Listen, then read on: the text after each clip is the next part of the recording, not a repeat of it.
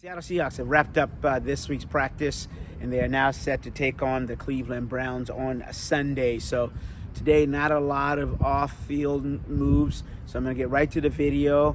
I've got a lot of clips from Pete, and then also the injury report, some information for you. So let's go to the video.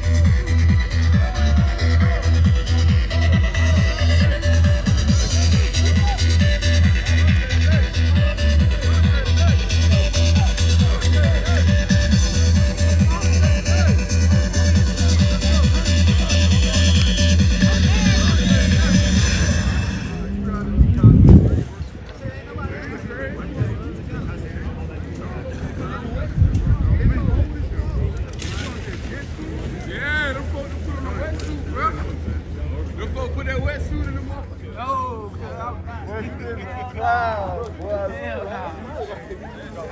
put that camera down. You see us every day. Put that camera down. I'm recording. Back after home game, play another home game here, so it's kind of nice.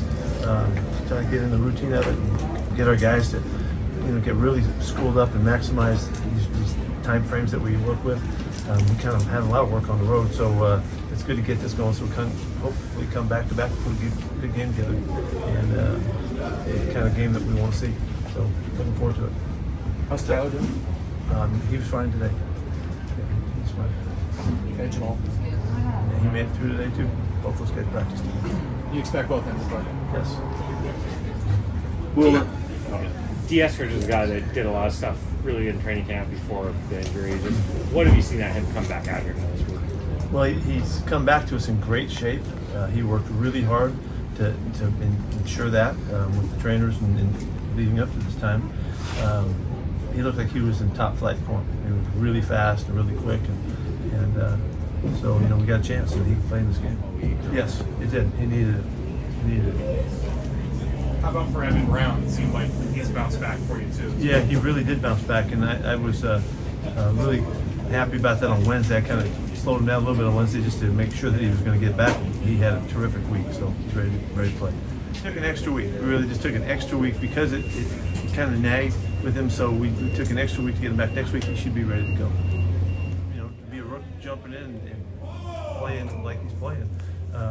He still has a lot to learn. He can be cleaner and sharper and more precise with a lot of things that he's doing. But what we continue to see out of him is really physical. He's a brute coming off the ball and can hold up against anybody. And so he'll be really tested this week for sure. And this will be. He's had enough time to get ready for this, but he's going to get a lot better time. You can just see that there's a big upside. Right? He didn't have as many reps as the starter would have, but he had reps in every period. And he was very quick and explosive, and he seemed to feel comfortable with all the calls and things. So he's been studying, he's been staying with us. He looked pretty flashy out there today, too. Moves right on back in like that, but he did. He had a couple of assignments and stuff that he has to get right and all that, which is only normal, but he fit right in. And the tempo of the way we practice and expectations of how we run and hustle and all that, he just was right in it. So you can tell Frank's really happy to be back, and his mind is in a great place, and he's looking forward to helping us. And so there's no hesitation to come in. So the question is, why has it worked, do you think? What are the factors that have made it work where everyone said it wouldn't work in the NFL? well, I do know that the ones that take the moment to say that we're not this or we're not that, or you can't do it this way, you can't do it that way, they don't know. They don't understand. And it's because they're not here. They don't realize, because it looks like, and I'm well aware of this, it looks like it's all fun and games, like we're just having fun out here playing music and dancing around. And we're doing that. We are doing that. But there's a lot of depth and a lot of meaning and a lot of great football and a lot of great challenges and hurdles and obstacles to overcome together to make who you are and all that. And why? I think we figured it out. I figured out the way I can do it. I don't know. I couldn't coach like somebody else, but I'm trying to do really well at what I know and what I can do, and kick ass at every turn, at every phase, no matter what it is or where it is or who it is. It don't matter, and go about it in that manner. And wish for the best, and see what happens afterward.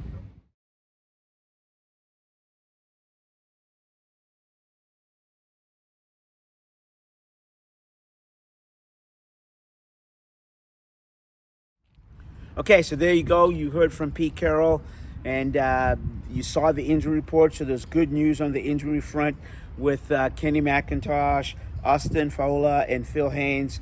All three not expected to participate on Sunday, and that's no surprise there.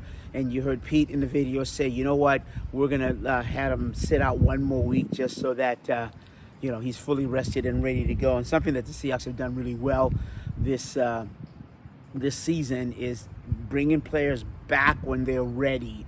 And it's an O-dub, but it's a science they have down there, and it's really helped the players that were injured come back strong and then ready to contribute to the team. All right, so let's take a look at a couple of notes here. As for the Browns, they have made P.J. Walker their starting quarterback in place of Deshaun Watson, who's now focusing on rehabbing his shoulder. If you remember, Walker came in last game in the Browns' win over the Colts. Watson only took, he threw 5 passes and participated in 12 snaps. So, he's thrown. So you're asking, okay, what's the take on Walker? He has thrown 3 interceptions with 0 touchdowns and is 33 of 66 in passing for 370 yards. So, but as much as you say that, Walker does have kind of a feather to his cap in that he engineered the Browns win, the 19-17 win over the San Francisco 49ers. So he has some experience. And in that, there is no secret to what the Browns are trying to do here. They're going to run the ball. And with Jerome Ford, their top-tier running back, he rushed for 74 yards again in the Colts win last week. And so did Kareem Hunt.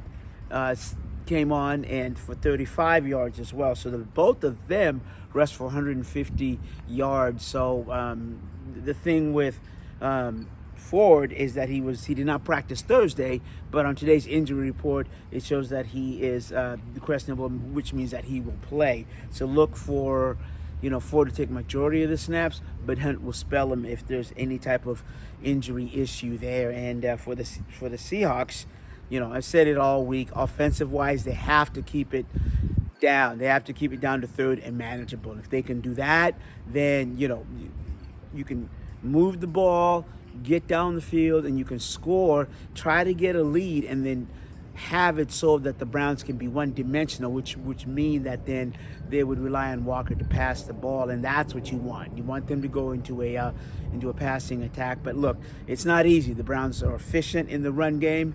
And as I said all week, and I'll say it one more time, is that the third down efficiency or defense is the best in the NFL.